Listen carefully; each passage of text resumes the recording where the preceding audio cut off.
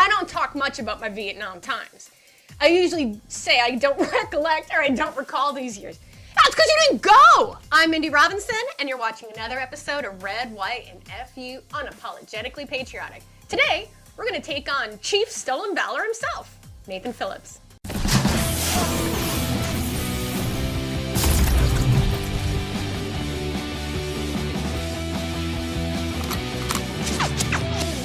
Now, just in case you weren't sure just how full of leftist shit Snopes is, as of January 29, 2019, they still haven't fixed their article about the long-since debunked non-Vietnam service of Nathan Phillips.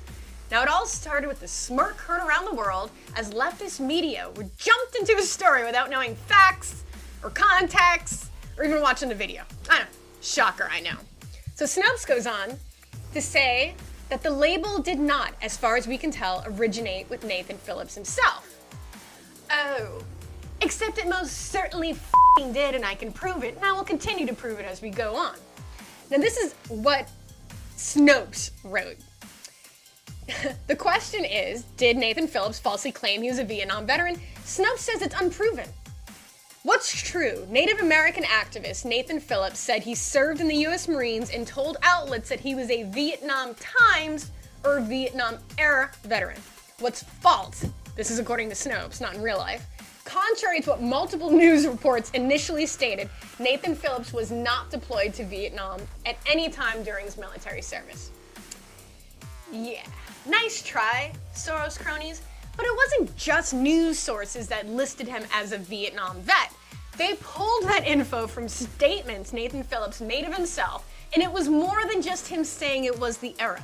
Although Snopes does spend the rest of the article excusing away all the times he did. So I posted on my page, January 21st, we were right, everyone, because I had asked everyone on the page, did these dates add up, between his age and what Nathan was saying he was doing? Something was wrong.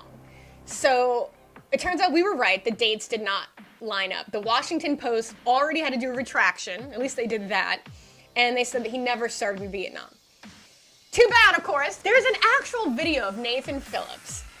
And he literally says, I'm a Vietnam vet. I'm a Vietnam vet. I served in the Marine Corps 72 to 76. I'm a Vietnam vet. I'm a Vietnam vet.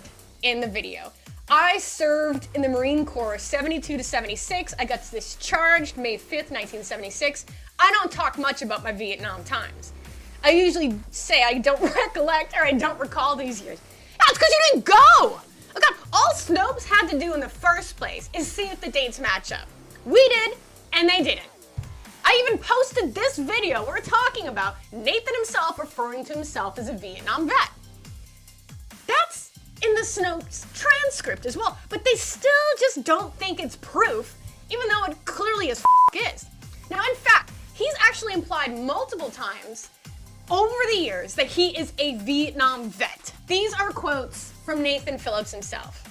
I was really trying to figure out what my purpose here in the world was, what it was all about. Vietnam veterans taken away from my family when I was 5, put in a fight. Like, he goes on, he's multiple times on record claiming to be a Vietnam vet. We have this. Why Snopes is insisting that there's no proof, I honestly can't. I have no idea. They even pulled his DD-214.